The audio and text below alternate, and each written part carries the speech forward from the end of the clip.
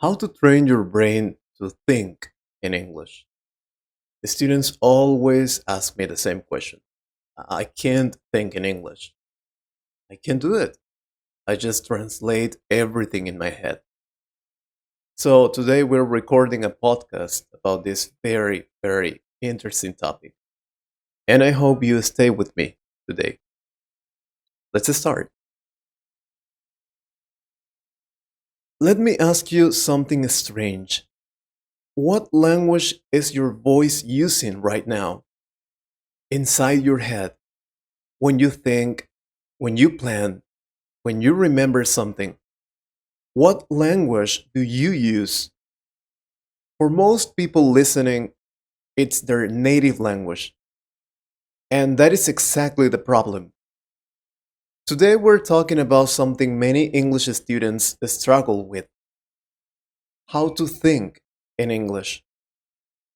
I am here with a teacher who has many years of experience helping students speak fluently.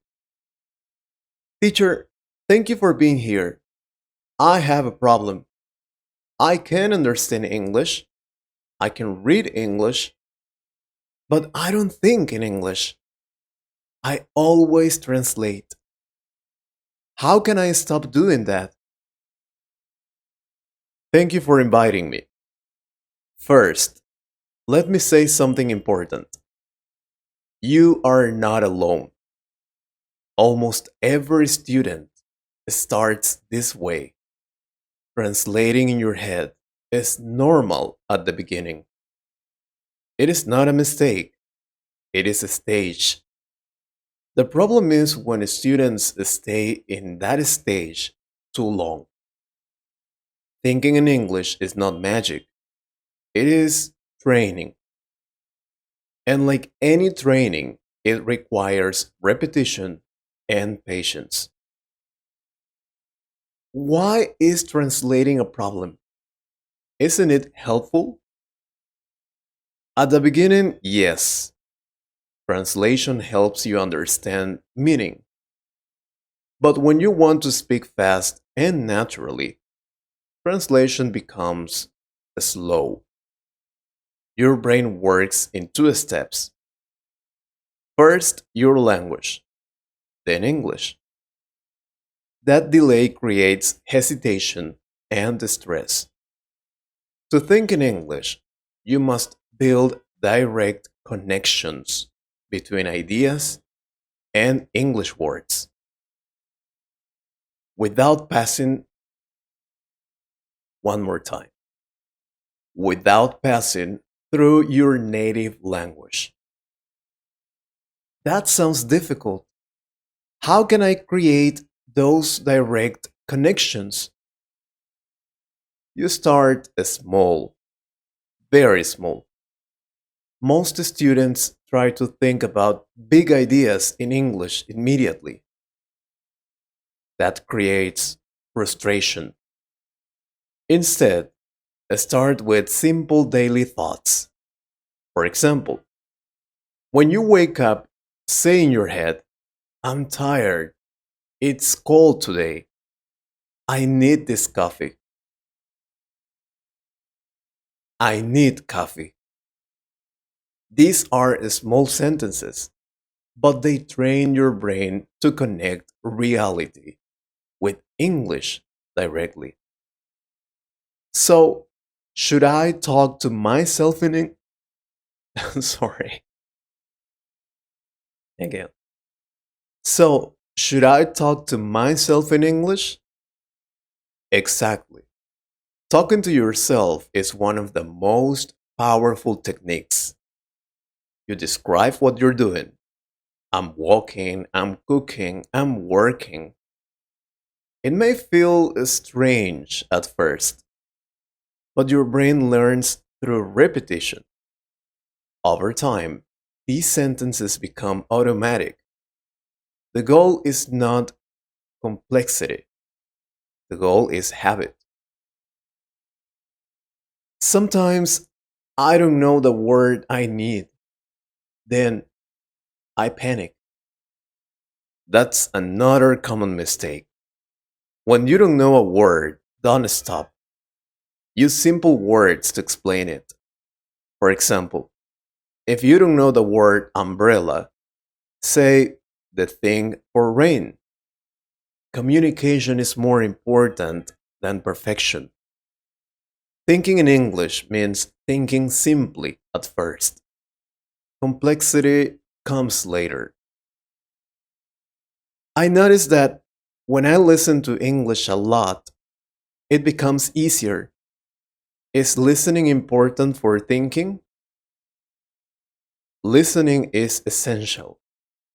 Your brain cannot think in a language it rarely. Your brain cannot think in a language it rarely heard. Damn it. Your brain cannot think in a language it rarely hears. Listening trains rhythm, structure, and natural expressions. When you listen daily, English patterns enter your mind. Later, your brain uses those patterns automatically when you think. Without input, there's no internal voice in English. So, if I don't think in English, it doesn't mean I'm bad at English. Not at all. It means you need more exposure and active practice. Many students study grammar for years, but never train their internal voice. Thinking in English is not about intelligence, it is about building a new mental habit. This already makes me feel better, but I still feel something blocks me. That block is fear, fear of mistakes, fear of sounding wrong, even in your own head. In the next part, I will explain the real secret to training your brain faster, common mistakes that slow students down, and a simple daily system you can follow to finally start thinking in English naturally. Okay, we talked about the small daily thoughts, talking to yourself, and listening more. But you said there's a real secret to training the brain faster. I'm ready. What is the key? All right, here is the key: immersion inside your daily life, not inside a classroom. Many students believe they need more grammar books. They don't. They need more English around them every day. Your brain thinks in the language it uses the most. If you use your native language 95% of the day, your brain will stay there. To think in English, you must create a small English moments over time. You must create the small English moments during your normal routine. What do you mean by English moments? Simple things. Change your phone language to English. Follow English content about topics you love.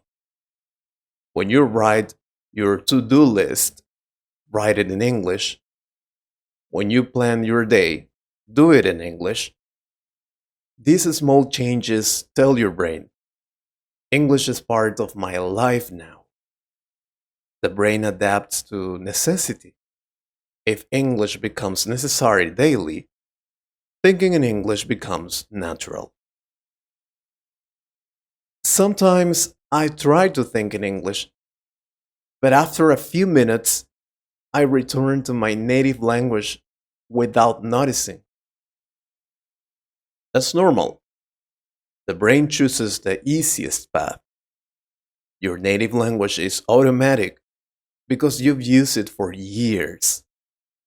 English is still new, so don't expect your brain to change in 1 week. The mistake students make is expecting fast results. Thinking in English is like building a muscle. If you train a little every day, it grows. If you stop, it stays weak. Is there a specific daily routine you recommend? Yes, I recommend a simple three-step routine. First, input. Listen to English for at least 15 to 20 minutes every day. Podcasts, videos, interviews. Second, output. Speak out loud for 5 to 10 minutes. Talk about your day, your plans, or what you listen to. Third, reflection. Think about your day in English before sleeping. Even simple sentences like, today was busy, or tomorrow I will study. This routine trains listening, speaking, and internal thinking together. What are the biggest mistakes students make when trying to think in English? There are three main mistakes. First, trying to be perfect. Perfection blocks fluency. Second, translating complex thoughts. Start simple. Third, giving up too soon. Many students try for 3 days. Sorry. Many students try for 3 days and say, it doesn't work. But the brain needs repetition. You trained your native language for years. Give English time. How long does it take to start thinking naturally in English? It depends on consistency, not talent. If you practice daily, you can feel changes in a very few weeks. At first, you will notice the small moments when English appears automatically. That's progress. Celebrate those moments. Celebrate those moments. Over time, those small moments become longer periods.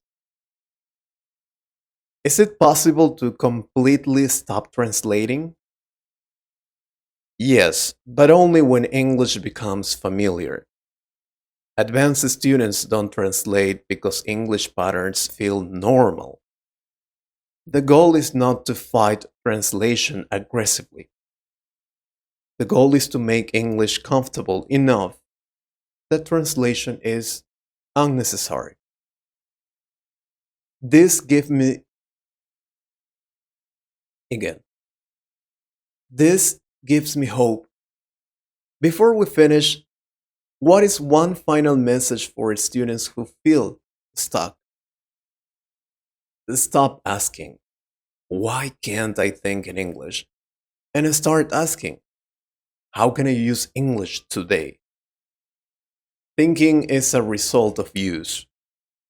The more you live in English, even in the small ways, the more your brain adapts. Be patient, be consistent, and speak even when it feels uncomfortable. Your brain is flexible. Train it daily, and it will change. Thank you so much. I feel like now I have a clear path. You do. And remember, thinking in English is not a talent, it's a habit. Build a habit, and the result will come. Okay, that was uh, that was interesting. How to think in English. I think we all want to think in English. I'm not gonna tell you the secret because you have very important information in this podcast. You can review the podcast to see that information. But according to my experience, I have 25 years. I am the teacher here talking. I'm I have 25 or more years of experience teaching English.